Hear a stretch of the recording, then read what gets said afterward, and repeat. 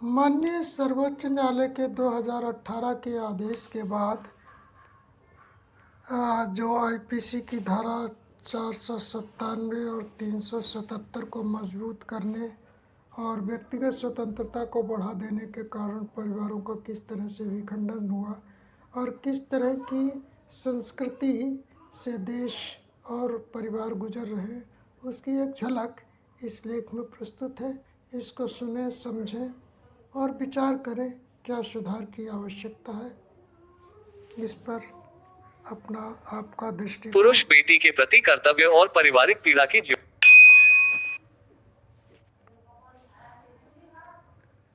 सुने, समझे। There is no previous article to read. सामाजिक चिंतक अधिवक्ता कमलेश कुमार मित्रा की कलम से अर्धजीवी पुरुष बेटी के प्रति कर्तव्य और पारिवारिक पीड़ा की ज्योति।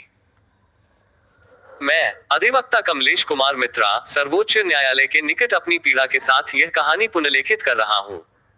ये कहना कि भारतीय परिवार कमजोर नहीं हुए एक भ्रम है।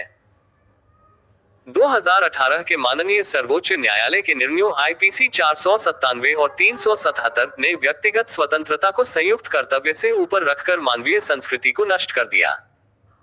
व्यभिचार को वैध बनाने और समलिंग संबंधों को स्वीकृत करने से परिवार का मॉडल विक्षिप्त हो गया, पति पत्नी का बंधन खोखला, बच्चे अर्धनाथ। यह मेरी व्यक्तिगत पीड़ा है एक अधिवक्ता के रूप में देखते हुए, जो देखता हूं कि कुटुंब की जड़ें कट रही हैं। कहानी में ये पीड़ा झलकती है एक अर्धजीवी पुरुष की, जो बेटी के विकास का कर्तव्य निभाता है लेकिन पत्नी की अनुपस्थिति में टूटता चला जाता। एक शहर के किनारे एक अर्धजीवी पुरुष रहता था। उसकी पत्नी नौकरी और बॉयफ्रेंड की व्यस्तता में डूबी थी। हर 15 दिन में 2-4 दिन घर आती, पति के साथ अंतरंगता का खोखला बंधन बनाती, लेकिन बेटी पर ध्यान न दे पाती। सर्वोच्च निर्णयों ने इसे वैध बना दिया। व्यभिचार कोई अपराध नहीं, लेकिन परिवार का पतन अपराध बन गया। पिता को पीड़ा होती, वह जीवित था लेकिन आधा मृत। बेटी 16 साल की हो रही थी, उसका शरीर विकसित हो रहा था और पिता को लगा कि मां की स्वतंत्रता ने बेटी को अकेला छोड़ दिया। वह बेटी का बीज था, कर्तव्य निभाना उसका अंतिम सहारा। लेकिन हर रात सोचता, व्यक्तिगत स्वतंत्रता ने संयुक्त कर्तव्य को कुचल दिया, मेरा परिवार विक्षिप्त हो गया। एक शाम पिता ने बेटी को बुलाया। उसने देखा कि बेटी अपने स्तनों को हल्के से दबा रही थी। पिता की छाती में पीड़ा चुभी, मां होती तो यह उसका काम होता। स्नेह से पूछा, स्तनों में दर्द तो नहीं? बेटी ने आंखें नीची कर कहा, हाँ पापा, कुछ दिनों से असहज लग रहा है। पिता ने कहा, चलो देखते हैं, ऊपर के कपड़े उतार लो। बेटी ने शर्माते हुए उतार दिए। पिता ने स्तनों में उभर रही कोमलता को देखा, विकास का संकेत, लेकिन मां की अनुपस्थिति का दर्द।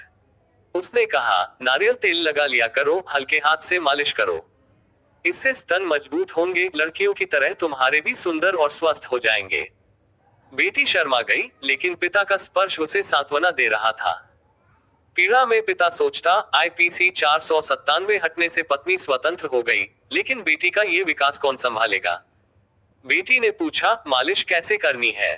पिता को चुभा, मां की व्यस्तता ने ये बोझ उसके कंधों पर डाल दिया। उसने बेटी को बिस्तर पर लिटाया और हल्के हाथों से मालिश की। बेटी ने अपनी योनि में हल्की हलचल महसूस की, विकास का चिन्ह। पिता ने मुस्कुराने की कोशिश की, लेकिन आंखों में पीड़ा थी। बेटी, तेरा शरीर सही बढ़ रहा है, लेकिन मां की स्वतंत्रता ने हमारा संयुक्त कर्तव्य चूर कर दिया। वह बेटी से निकटता चाहता था ताकि बेटी सारी बातें साझा कर सके।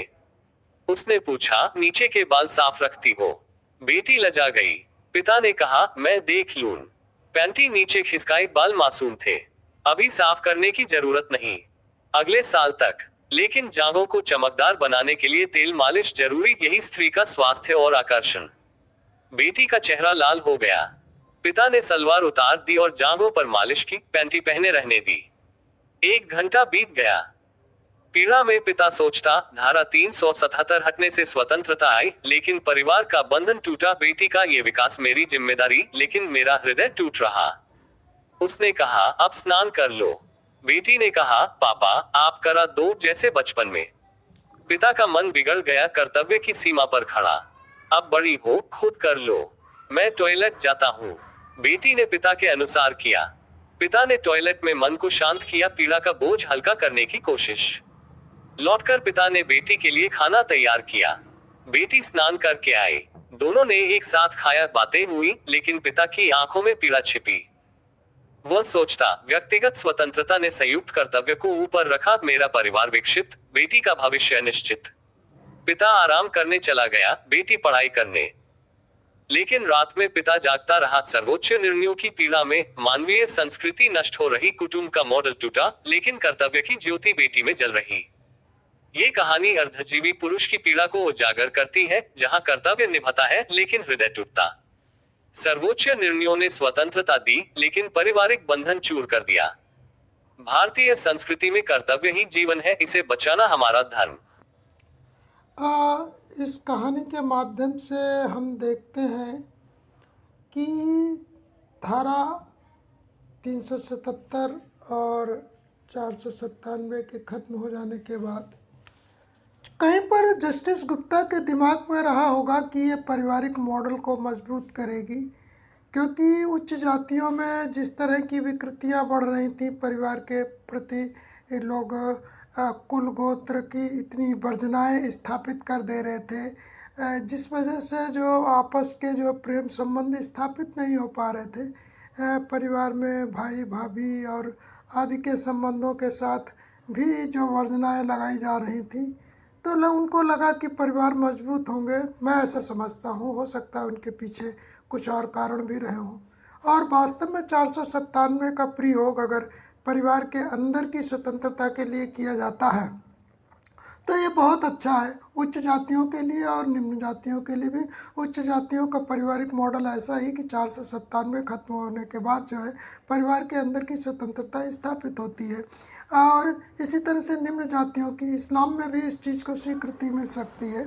अन्य जातियाँ भी बताया ना, मुख्यतः उच्च जातियाँ और निम्न जातियाँ दो ही संस्कृतियाँ यहाँ पर हैं, और उनके पारिवारिक संस्कार संस्कार एक जैसे मिलते जुलते हैं, जो कि उच्च जातियों और निम्न जातियों के थोड़े से अंतर हैं, क्योंकि ससुराल जो उच्च जातियों के सेक्स पारिवारिक सेक्स संस्कार है वो ससुराल पक्ष की तरफ झुके होते हैं लड़की की, और जबकि निम्न जातियों में सेक्स संस्कार जो है वो मैके पक्ष की तरफ झुके होते हैं। तो अगर ये 497 का मॉडल परिवार के अंदर इस्तेमाल किया जाता है, 377 का इस्तेमाल परिवार के अंदर किया जाता है, तो परिवारों को मजबूती देगा। लेकिन अगर हम इसको विश्वव्यापी या इंटर कास्ट में अगर बढ़ा देते हैं तो ये तो व्यापारवाद को बढ़ावा दे रहा है, जिससे पारिवारिक मॉडल टूटेगा। इसलिए जस्टिस गुप्ता को जस्टिस गुप्ता के इस निर्णय को रिव्यू किए जाने की आवश्यकता है कि 497 की सीमाएं क्या होंगी। कोई भी विदेशी आए और परिवार को तोड़कर चला जाए, कोई भी व्यक्ति या दूसरी जाति का, दूसरे प्रांत का आकर परिवार को तोड़ के चला जाए, आर्थिक लोभ लालच में जाए, परिवार को विखंडित कर जाए, संस्कृति को नष्ट कर जाए, रोजगार के चक्कर में स्त्री जो है इधर उधर बॉयफ्रेंड बनाते घूमे, या पुरुष जो है अपनी जो है गर्लफ्रेंड बनाता घूमे और पारिवारिक दायित्वों से पूरी तरह से मुक्त हो जाए। इन चीज़ों को सोचना पड़ेगा, विचारना पड़ेगा यदि हम पारिवारिक मॉडल चाहते हैं।